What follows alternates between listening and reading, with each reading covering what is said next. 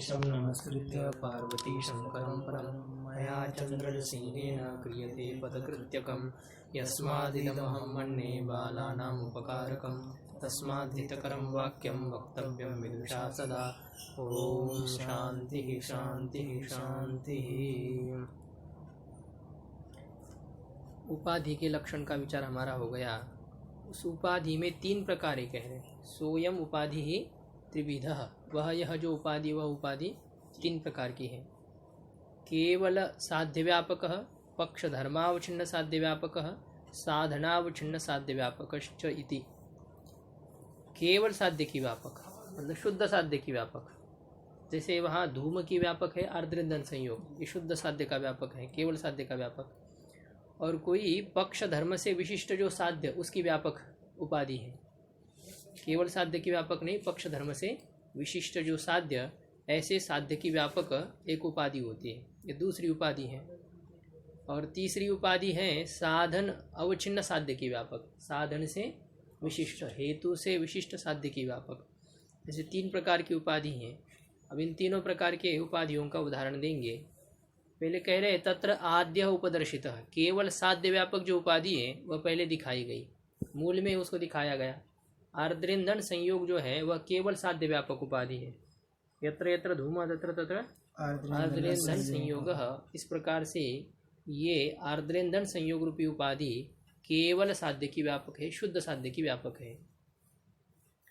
इसी प्रकार से और एक उदाहरण इसका दे रहे हैं, शुद्ध साध्य व्यापक का, केवल साध्य व्यापक उपाधि का। एवं कृत्वंतरवर्तिनी हिंसा अधर्मजनिका हिंसात्वात् कृतुबाह्य हिंसावत। प्रतिज्ञा वाक्य क्या बनेगा? कृत्वंतरवर्तिनी हिंसा अधर्मजनिका हिंसात्वात्, ये प्रतिज्ञा वाक्य होगा। इसमें कृत्वंतरवर्तिनी हिंसा अधर्मजनिका, ये प्रतिज्ञा वाक्य है। याग के अंदर होने वाली हिंसा, याग के अंदर जो हिंसा होती है उस हिंसा को पक्ष करके उसमें अधर्मजनकत्व सिद्ध कर रहे हैं। क्या सिद्ध करना है? अधर्मजनकत्व। वो पाप की जनिका है। याग में की जाने वाली हिंसा पापोत्पादक है, पाप का जनिका है। इस प्रकार से उस हिंसा में अधर्मजनकत्व की सिद्धि की जा रही है। हेतु दिया गया हिंसात्वात्, हेतु है हिंसात्वात्। और उदाहरण है, दृष्टांत है कृतुबाह्य हिंसावत, याग के बाहर की जाने वाली हिंसा। याग के बाहर जो मछली को, मुर्गे को और किसी किसी को मारते हैं उसमें हिंसात्व रहता है कि नहीं? रहता है। और अधर्मजनकत्व रहता है? रहता है। तो यत्र यत्र हिंसात्वं तत्र तत्र अधर्मजनकत्वं। यथा याग बाह्य हिंसा, याग के बाहर होने वाली जो हिंसा है, याग से अतिरिक्त होने वाली हिंसा। इसी प्रकार से याग के अंदर जो हिंसा की जाती है उसमें हिंसात्व रहता है क्या? नहीं। याग में जो हिंसा की जाती है उसमें हिंसात्व रहता है क्या? नहीं रहता है। याग में जो हिंसा की जाती है उसमें हिंसात्व रहता है क्या? हिंसा में हिंसात्व रहेगा? हाँ? चाहे वो याग में हो चाहे बाहर हो, उससे क्या मतलब है? हिंसा में हिंसात्व रहता है कि नहीं रहता है? तो कृत्वंतरवर्ती ने जो हिंसा है उसमें हिंसात्व हेतु रहता है? रहता है। तो उसमें हिंसात्व रहता है तो उसमें क्या रहेगा? अधर्मजनकत्व भी रहेगा, क्योंकि यत्र यत्र हिंसात्वं तत्र तत्र अधर्मजनकत्वं पापजनकत्वं यथा कृतुबाह्य हिंसा।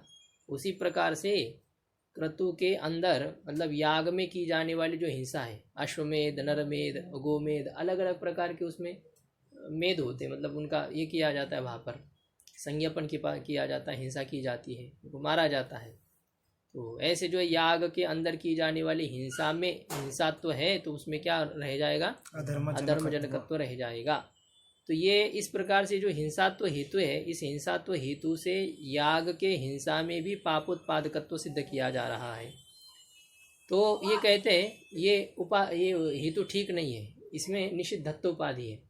इत्यत्र निषिद्धत्व उपाधि ही, ये जो हिंसात्वाद हेतु है इस हिंसात्व हेतु में निषिद्धत्व उपाधि है। तो निषिद्धत्व उपाधि कैसे? अब ये जो है निषिद्धत्व उपाधि कैसे घटाएंगे इसको? साध्य की व्यापकता उसमें होनी चाहिए और साधन की अव्यापकता होनी चाहिए।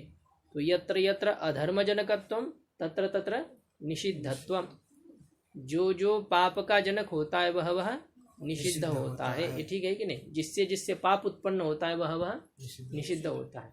विहित से पाप उत्पन्न नहीं होता है, निषिद्ध से पाप उत्पन्न होता है। निषिद्ध मतलब शास्त्र में जो कहा गया है कि ये मत करो, हाँ, मदिरा का पान नहीं करना, झूठ नहीं बोलना, चोरी नहीं करना, मांस नहीं खाना, ये निषेध है शास्त्र में।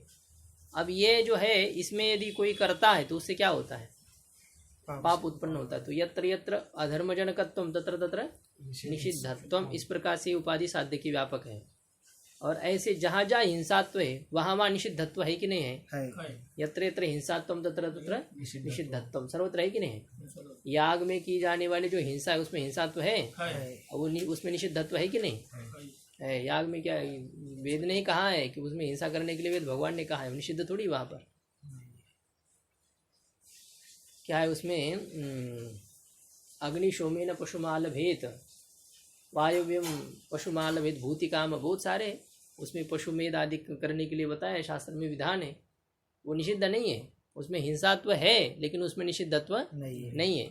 इसका मतलब ये जो निषिद्धत्व है ये साधन का अव्यापक है, साधन का अव्यापक है। यत्र यत्र हिंसात्वम तत्र तत्र निषिद्धत्वम अस्ति, सर्वत्र नहीं है, बहुत सारे स्थानों पर है, लेकिन ये क्रतु में होने वाली हिंसा में हिंसात्व है लेकिन निषिद्धत्व नहीं है। इस प्रकार से उपाधि यहाँ पर साधन की अव्यापक हो गई।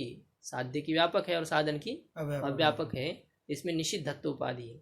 वही दिखा रहे, देखो, तस्य यत्र अधर्मजनकत्वम तत्र निषिद्धत्वम इति साध्य व्यापकता, उस उपाधि में साध्य व्यापकता है। कैसी साध्य व्यापकता? यत्र यत्र अधर्मजनकत्वम तत्र तत्र निषिद्धत्वम, इस प्रकार से उपाधि में साध्य व्यापकत्व है। और यत्र हिंसात्वम तत्र न निषिद्धत्वम, और जहाँ जहाँ हिंसात्व है वहाँ वहाँ निषिद्धत्व नहीं है। कहाँ नहीं है? याग में जो है वहाँ पर हिंसात्व है लेकिन निषिद्धत्व नहीं। याग मतलब याग में की जाने वाली हिंसा में, याग में हिंसात्व नहीं है, याग में की जाने वाली हिंसा में हिंसात्व रहेगा। हिंसात्व धर्म कहाँ रहेगा? याग में की जाने वाली हिंसा में हिंसात्व धर्म रहेगा, याग में नहीं। तो इसलिए जहाँ जहाँ हिंसात्व है वहाँ वहाँ निषिद्धत्व है नहीं है, याग में नहीं है, याग में की जाने वाली हिंसा में नहीं है। तो इस प्रकार से ये निषिद्धत्व उपाधि साधन की अव्यापक हो गई। निषिद्धत्व उपाधि साधना अव्यापक, साधन की अव्यापक है। कैसे साधन की अव्यापक हो गई? तो क्रतु हिंसायाम निषिद्धत्वस्य अभावात, क्रतु के हिंसा में निषिद्धत्व का अभाव होने के कारण से याग में की जाने वाली हिंसा में निषिद्धत्व नहीं रहता है। तो उसमें निषिद्धत्व न होने के कारण से ये साधन की अव्यापक हो गई। वहाँ हिंसात्व हेतु तो रहता है लेकिन निषिद्धत्व नहीं रहता है। इस प्रकार से साधन का अव्यापक हो गया। और न हिंस्यात् सर्वा भूतानि इति सामान्य वाक्यतः पशुना यजेत इत्यादि विशेष वाक्य से बलियस्त्वात्, कहते निषेध तो है, सर्वत्र हिंसा का निषेध किया गया है। किसी भी प्राणी की हिंसा नहीं करनी चाहिए। अहिंसा परमो धर्म, बहुत सारे स्थानों पर आता ही है। तो न हिंस्यात् सर्वा भूतानि, सभी प्राणी मात्रों की हिंसा नहीं करनी चाहिए, किसी भी प्राणी की हिंसा नहीं करनी चाहिए। तो निषेध तो है, तो निषिद्धत्व कैसे नहीं? याग में भी की जाने वाली हिंसा का भी निषेध करेगा ही, न हिंसा सर्वा भूतानि जी, तो निषेध वाक्य है कि नहीं है? तो यत्र यत्र हिंसात्वम तत्र तत्र सर्वत्र निषिद्धत्वम अस्ति न वा? सर्वत्र निषिद्धत्व है। और यदि सर्वत्र निषिद्धत्व रहेगा तो फिर ये उपाधि साधन की व्यापक बन जाएगी, हिंसात्व की व्यापक हो जाएगी। और हमें क्या चाहिए? अव्यापक चाहिए। तो यहाँ पर बता रहे हैं कि न हिंस्यात् सर्वा भूतानि, ये जो निषेध वाक्य हैं ये सामान्य है। ये क्या है? सामान्य है। और अब यहाँ पर विशेष है। एक होता है ना उत्सर्ग और अपवाद, हमारे व्याकरण में भी रहते हैं उत्सर्ग सूत्र और अपवाद सूत्र। एन ना प्राप्त यो विधिरारभ्यते स तस्यापवादः, जिसके निश्चित प्राप्त होने पर भी जिस विधि का आरंभ किया जाता है वह उसका अपवाद होता है। ऐसा है। जैसे आद गुण का अपवाद कौन है? बुद्धिरेच अपवाद है। तो ऐसे न हिंस्यात् सर्वा भूतानि, ये जो सामान्य है ये उत्सर्ग है, और इसके अपेक्षा से पशुना यजेत, ये विशेष वाक्य है, अपवाद है। ये याग में हिंसा करनी चाहिए, विशेष वाक्य है। विशिष्ट यागों में हिंसा करनी चाहिए, की जाती है उसमें विधान होने के कारण से। तो पशुना यजेत इत्यादि विशेष वाक्य से, इत्यादि जो विशेष वाक्य है, इस विशेष वाक्य की बलियस्त्वात्, इसमें बलवत्ता होने के कारण से ये बलवान है। उत्सर्ग की अपेक्षा से अपवाद बलवान होता है कि नहीं जी? वो अपवादो बलियान है इसमें, निरवशेष विधिर अपवाद, और उत्सर्ग से अपवाद बलवान होता है, आता ही है। पूर्व पर नित्य अंतरंग अपवादानम उत्तरोत्तरम बलीय, ये अपवाद बलवान होता है। इसलिए न हिंसा सर्वभूतानि सामान्य वाक्य की अपेक्षा से पशुना यजेत इत्यादि बहुत सारे ऐसे वाक्य हैं। तो इन वाक्यों की बलवत्ता होने के कारण से क्रतु में की जाने वाली हिंसा में हिंसात्व है लेकिन निषिद्धत्व नहीं है। इस प्रकार से उपाधि है, उपाधि घट जाएगी, साधन की अव्यापक हो जाएगी याग में की जाने वाली हिंसा को लेकर के। अतः हिंसात्व न अधर्म जनकत्व प्रयोजकम, इसलिए हिंसात्व जो है वह अधर्म जनकत्व में निमित्त नहीं है। अर्थात यत्र यत्र अधर्म जनकत्वम तत्र तत्र हिंसा, यत्र यत्र हिंसात्वम तत्र तत्र अधर्म जनकत्वम, ये नहीं है, ऐसा नहीं है। हिंसात्वम अधर्म जनकत्वे प्रयोजकम न, हिंसात्व जो है अधर्म के उत्पत्ति में निमित्त नहीं है। हिंसा करने मात्र से पाप की उत्पत्ति नहीं होती है। कहीं स्थान पर हिंसा करने से भी पुण्य की उत्पत्ति होती है, बहुत पुण्य उत्पन्न होता है, ऐसे भी कभी कभी हो जाता है। उचित हिंसा यदि की जाती है ना, और बहुत लोगों की यदि उससे जीवन बच जाता है, जिसको मारने से, शेर आया है और गौशाला है हमारे यहाँ, अब हमारे पास बंदूक रखी हुई है, अरे नहीं नहीं हिंसा नहीं करनी चाहिए, तो बेचारे को रहने दो, तो कितने गैया को मार देगा वो, उनका तो विरोध है ही, गो व्याघ्र का विरोध है, शेर आदि गैया का, तो बहुत मार देगा। तो उस समय उसको हिंसा करना कोई दोष नहीं होता है, वो करना चाहिए, ऐसे होता है। एक बहुत दुष्ट प्रकृति का आदमी था, बहुत हिंसा करता था, बहुत लोगों को उसने मार दिया था, लेकिन किसी महात्मा के निकट में आने पर उनके एक रहता है, तेज विशेष रहता है महापुरुषों का, उसको बहुत पश्चाताप हो गया कि मैंने ये क्या किया, क्या कर रहा हूँ मैं। ऐसे उनके थोड़े दो बात वचन भी सुने, और वैसे देखने से बहुत कुछ उनका परिवर्तन हो जाता है। महापुरुषों का दर्शनेची प्रशस्ति पुण्य पुरुष जो कहा गया है ना, तो वो आपको प्रसन्नता हो जाएगी जिसको दर्शन करने से, वो समझ लेना वो महात्मा है। ऐसा जिसको देखने से अपने आप मुख से नाम निकलने लग जाए तो उसको वैष्णव कहते, उसको महात्मा कहते। तो ऐसे ये थे, तो उनके परिवर्तन हो गया और उसको बहुत पश्चाताप हो गया कि मैंने बहुत हिंसा की है, अब क्या किया जाए। तो उन्होंने उस महात्मा को कहा कि किसी तरह से मुझे इसे छुड़वा दीजिए।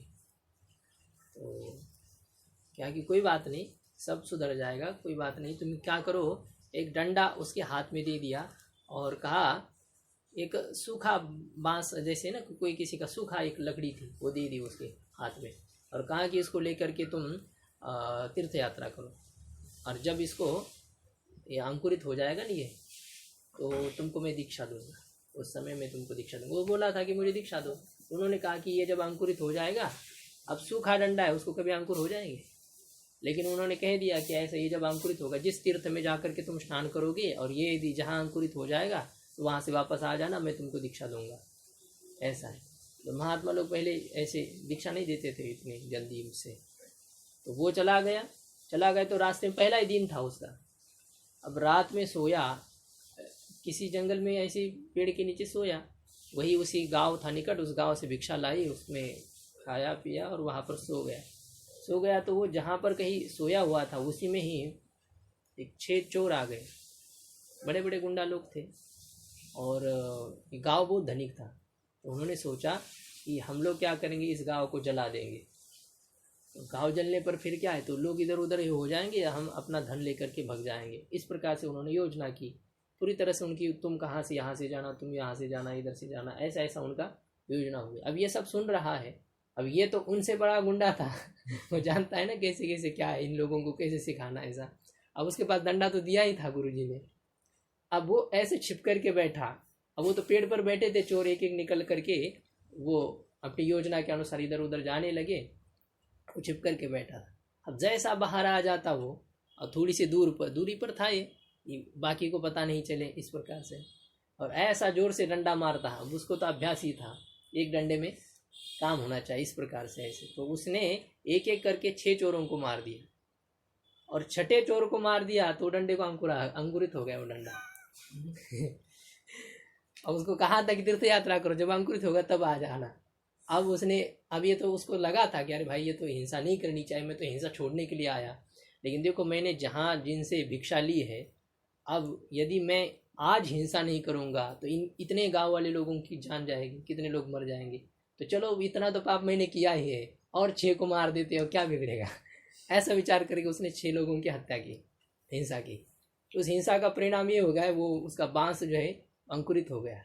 अब वो उसने सोचा कि अरे गुरुजी तो बोले थे जिस तीर्थ में जाकर के अंकुरित होगा तो वहाँ से वापस आ जाना, मैं तो तीर्थ में गंगा जी की तरफ भी नहीं पहुँचा हूँ और ये तो अंकुरित हो गया, चलो गुरुजी ने कहा है तो वापस चला जाता हूँ। तो वापस आ गया तो कहा कि बेटा हो गया, अभी काम हो गया, तुम्हारे सब प्रायश्चित हो गया, तुमने जो पाप कर्म किए थे वो सब नष्ट हो गए, धुल गए, अब तुमको मैं दीक्षा देता हूँ। तो क्या चल रहा है, कभी कभी हिंसा भी पुण्य की जनिका होती है, हिंसा से भी पुण्य उत्पन्न होता है, वो करनी चाहिए। दुष्ट को यदि नहीं मारेंगे तो फिर कैसे होगा। ये होता है यत्र यत्र हिंसात्वम तत्र तत्र अधर्मजनकत्वम, ये कोई नहीं है। तो हिंसात्व अधर्मजनकत्व में निमित्त नहीं है। जहाँ हिंसा की जाती वहाँ पाप उत्पन्न हो, यह कोई जरूरी नहीं है। तो पाप के उत्पत्ति में हिंसात्व निमित्त नहीं है, प्रयोजक नहीं है। अपितु निषिद्धत्व में हो, तो पाप के उत्पत्ति में निमित्त कौन है, कब पाप उत्पन्न होता है, निषिद्धत्व जहाँ रहता है, यत्र यत्र निषिद्धत्वम तत्र तत्र अधर्मजनकत्वम, जहाँ निषिद्ध कर्म का अनुष्ठान किया जाता है वहाँ पाप जनकत्व रहता है। निषिद्ध कर्म का अनुष्ठान करने पर पाप उत्पन्न होगा, और विहित कर्म का अनुष्ठान करने पर चाहे वह कर्म जैसा कैसा हो, अब क्षत्रिय का कर्म है हिंसा करना, तो वो चाहे जैसा हो उसके लिए वह पुण्य कारक हो जाता है, ऐसे है। इसीलिए तो भगवान ने अर्जुन को तो डांट दिया, वो तो कह रहा था कि ऐसे ही जा करके मैं सन्यासी बन करके भिक्षा मांगूंगा, तो उन्होंने कहा ये नहीं करना है, तुम्हें तो क्षत्रिय है, तुम्हें हिंसा करना पड़ेगा, ऐसे होता है। तो ये निषिद्धत्व ही अधर्मजनकत्व में प्रयोजक है, निमित्त है। जहाँ जहाँ निषिद्धत्व रहता है वहाँ वहाँ अधर्मजनकत्व रहता है। तो इस प्रकार से ये निषिद्धत्वमेव इत्यादिकमपि द्रष्टव्यम, तो यह भी एक केवल साध्य व्यापक उपाधि का दृष्टांत है, ऐसा समझना चाहिए। केवल साध्य व्यापक उपाधि का दृष्टांत दे रहे थे, तो ये निषिद्धत्व उपाधि यहाँ पर दिखाई गई। कर्तव्यंतरवर्तिनी हिंसा अधर्मजनिका, इसमें जो है हिंसात्व हेतु ये सोपाधिक हेतु है, केवल साध्य का व्यापक है। अब दूसरी उपाधि हमें देखनी है, दूसरी उपाधि है पक्ष धर्मावच्छिन्न साध्य का व्यापक। दूसरी उपाधि क्या है, पक्ष धर्मावच्छिन्न साध्य का व्यापक। द्वितीय यथा वायु प्रत्यक्ष, वायु में प्रत्यक्षत्व सिद्ध कर रहे हैं, वायु पक्ष है और उसमें प्रत्यक्षत्व की सिद्धि करनी है। हेतु दिया जा रहा है प्रत्यक्ष स्पर्शाश्रयत्वात्, प्रत्यक्ष स्पर्श का आश्रय होने के कारण। स्पर्श का प्रत्यक्ष होता है क्या, होता है। वायु के स्पर्श का प्रत्यक्ष होता है क्या, होता है। होता है। अभी देखो ठंडी के समय में पता चलेगा वायु के स्पर्श। तो प्रत्यक्ष स्पर्श का आश्रय होने के कारण से। अब देखो ये जो है यहाँ पर उपाधि है, इत्यत्र उद्भूत रूपवत्वम उपाधि। यहाँ पर क्या उपाधि है, उद्भूत रूपवत्वम, प्रत्यक्ष योग्य रूप से युक्त होना, ये यहाँ पर उपाधि है। और ये जो उपाधि है, ये उपाधि केवल साध्य की व्यापक नहीं है, ये उपाधि केवल साध्य की व्यापक नहीं, अर्थात यत्र यत्र प्रत्यक्षत्वम तत्र तत्र उद्भूत रूपवत्वम, ऐसा इस प्रकार से ये केवल साध्य की व्यापक नहीं है उपाधि। जो जो प्रत्यक्ष होता है वह प्रत्यक्ष योग्य रूप वाला होता है क्या, जिसका जिसका आपको प्रत्यक्ष हो रहा है उसमें उद्भूत रूप रहता है क्या, प्रत्यक्ष योग्य रूप रहता है। इस पुस्तक को जैसे आप देख रहे हैं, ये प्रत्यक्ष है, इसका प्रत्यक्ष आप कर रहे हैं, तो जिसका प्रत्यक्ष करते हैं तो उसमें जरूर उद्भूत रूप रहता है कि नहीं, रहता है। जरूरी नहीं है। जब आप द्रव्य का प्रत्यक्ष कर रहे हैं तो उसमें तो उद्भूत रूप रहेगा। भाई ये जो है ना, इसका काला रूप है, अभी इसको आप देख रहे हैं कि नहीं, काले रूप का प्रत्यक्ष आपको हो रहा है कि नहीं, उसमें उद्भूत रूप है क्या। ये तो मोबाइल का उद्भूत रूप है जो आप देख रहे हैं इसको, लेकिन वो जो कृष्ण वर्ण है उसमें भी कोई उद्भूत रूप है क्या, नहीं। तो रूप का प्रत्यक्ष करने के लिए तो कोई उद्भूत रूप नहीं रहता है। प्रत्यक्ष तो हो रहा है लेकिन उसमें उद्भूत रूप नहीं। अच्छा, घटत्व का प्रत्यक्ष हो रहा है, उसमें कोई उद्भूत रूप है क्या, घटत्व में कहा है उद्भूत रूप नहीं है। तो इसलिए ये जहाँ जहाँ प्रत्यक्षत्व है वहाँ वहाँ उद्भूत रूपवत्व है, ये उपाधि साध्य की व्यापक बन रही है क्या? नहीं बन रही। नहीं बन रही है। जहाँ जहाँ प्रत्यक्षत्व है वहाँ उद्भूत रूपवत्व नहीं है। देखो वो कह रहे हैं तस्य यत्र प्रत्यक्षत्वम तत्र उद्भूत रूपवत्वम न। जहाँ जहाँ प्रत्यक्षत्व है वहाँ उद्भूत रूपवत्व है। इस प्रकार से तस्य नाम उस उपाधि में केवल साध्य व्यापकत्वम न। इस उपाधि में केवल साध्य व्यापकत्व नहीं। कौन उपाधि में? इस उपाधि की बात उद्भूत रूपवत्वम। इस उपाधि में केवल साध्य की व्यापकता नहीं है। जहाँ जहाँ प्रत्यक्षत्व है वहाँ उद्भूत रूपवत्व है। ऐसा ये केवल साध्य की व्यापक नहीं। कहाँ नहीं है? कहाँ भी विचार हो रहा है? रूपे वे विचारात। रूप में व्यभिचार होने के कारण से रूप में प्रत्यक्षत्व रहता है क्या? रहता है। रूप का प्रत्यक्ष होता है कि नहीं? होता है। तो उसमें प्रत्यक्षत्व है। रूप में प्रत्यक्षत्व है किंतु रूप में उद्भूत रूपवत्व है क्या? नहीं। रूप में रूपवत्व नहीं है। रूप में रूपत्व है। रूपत्व और रूपवत्व में अंतर है। रूपत्व और रूपवत्व। रूपवत्व का अर्थ है रूप से युक्त होना। रूप से युक्त होना उसको रूपवत्व कहेंगे। रूपवत्व का अर्थ रूप ही होता है। वैसे रूप वाले में रहने वाला जो धर्म, रूप वाले में रहने वाला जो धर्म। और रूपत्व ये होता है रूप में रहने वाली जाति को रूपत्व कहते हैं। तो रूप में रूपत्व रहता है या रूप में रूपवत्व रहता है? रूप में रूपत्व रहता है। रूपत्व रहता है, रूपवत्व नहीं रहता है। रूप में रूप से युक्त होने पना नहीं है। इसलिए रूप में प्रत्यक्षत्व साध्य तो है लेकिन रूप में उद्भूत रूपवत्व उपाधि नहीं है। तो ये उपाधि साध्य की व्यापक हो रही है क्या? साध्य की व्यापक तब होती कि जहाँ जहाँ साध्य रहता वहाँ सर्वत्र ही उपाधि रह जाती। जहाँ जहाँ साध्य रहता है वहाँ सर्वत्र यदि उपाधि रहती तो ये उपाधि क्या हो जाती? साध्य की व्यापक होती। किंतु जहाँ जहाँ प्रत्यक्षत्व है वहाँ सर्वत्र उद्भूत रूपवत्व रहता है क्या? नहीं रहता है। नहीं रहता है। कहाँ नहीं रहता है? रूप में। घट में क्यों नहीं? घट में तो है प्रत्यक्षत्व और उद्भूत रूपवत्व भी है। रूप में प्रत्यक्षत्व है और रूप में उद्भूत रूपवत्व नहीं है। इसका मतलब ये उपाधि साध्य की व्यापक नहीं हो रही है। तो केवल साध्य की व्यापक भले ही नहीं है लेकिन पक्ष धर्मावच्छिन्न साध्य की व्यापक है उपाधि। कैसी साध्य की व्यापक है? पक्ष धर्मावच्छिन्न साध्य की व्यापक। देखो पक्ष कौन है हमारा? वायु पक्ष है। और वायु रूपी पक्ष में कौन सा धर्म रहता है? वायुत्व रहता है। वायु रूपी पक्ष में द्रव्यत्व रहता है। वायु रूपी पक्ष में सत्ता रहती है। ये सब पक्ष के धर्म है, वायु के धर्म है। अब वायु का जो द्रव्यत्व रूपी धर्म है उसको ले लीजिए। वायु में रहने वाला जो द्रव्यत्व धर्म है उसको कहेंगे पक्ष धर्म। क्या कहेंगे उसको? पक्ष धर्म। पक्ष कौन है? वायु। उसका कौन सा धर्म ले रहे हैं हम लोग? द्रव्यत्व ले रहे हैं। वायु का धर्म जो द्रव्यत्व है। वायु में द्रव्यत्व रहता है क्या? द्रव्यत्व कितने पदार्थों में रहता है? 9 में द्रव्यत्व रहता है। द्रव्यत्व एक ही पदार्थ लेकिन 9 जो है उस सभी में द्रव्यत्व जाती रहती है। तो वायु रूपी पक्ष का धर्म है द्रव्यत्व। और वह द्रव्यत्व जो पक्ष का धर्म उससे विशिष्ट साध्य जहाँ है, द्रव्यत्व से विशिष्ट प्रत्यक्षत्व जहाँ है, ये करना है। शुद्ध साध्य की व्यापकता नहीं घट रही थी तो क्या करना है? पक्ष धर्म को जोड़ करके साध्य की व्यापक उसको बनाना है उपाधि को। तो यत्र यत्र द्रव्यत्व विशिष्ट बहि प्रत्यक्षत्व, ये बहि प्रत्यक्षत्व भी जोड़ना है। ये बहि पद का ये करेंगे, इसका विचार करेंगे कि प्रत्यक्ष जो है ना, आपको द्रव्य का प्रत्यक्ष जो है एक बाहरी द्रव्य का प्रत्यक्ष होता है, बाह्य प्रत्यक्ष होता है इंद्रियों से, और आत्मा का भी प्रत्यक्ष होता है तो वह अंतर प्रत्यक्ष है। उसको क्या कहेंगे? अंतर प्रत्यक्ष, जो अंतःकरण के द्वारा मन के द्वारा होता है। और बाहर का जो प्रत्यक्ष होता है उसका बहि प्रत्यक्ष कहेंगे उसको। ये घट को आप देख रहे हैं, पट को देख रहे हैं, इन सब पदार्थों को देख रहे हैं, इसको क्या कहेंगे? बहि प्रत्यक्ष कहेंगे। तो जितने जितने बाह्य द्रव्यों का प्रत्यक्ष करते हो वहाँ सर्वत्र रूप रहता है कि नहीं? उद्भूत रूप रहता है। द्रव्य का प्रत्यक्ष, गुण का नहीं। अभी इसलिए तो रूप में वे विचार नहीं दिखा सकते हैं। द्रव्यत्व विशिष्ट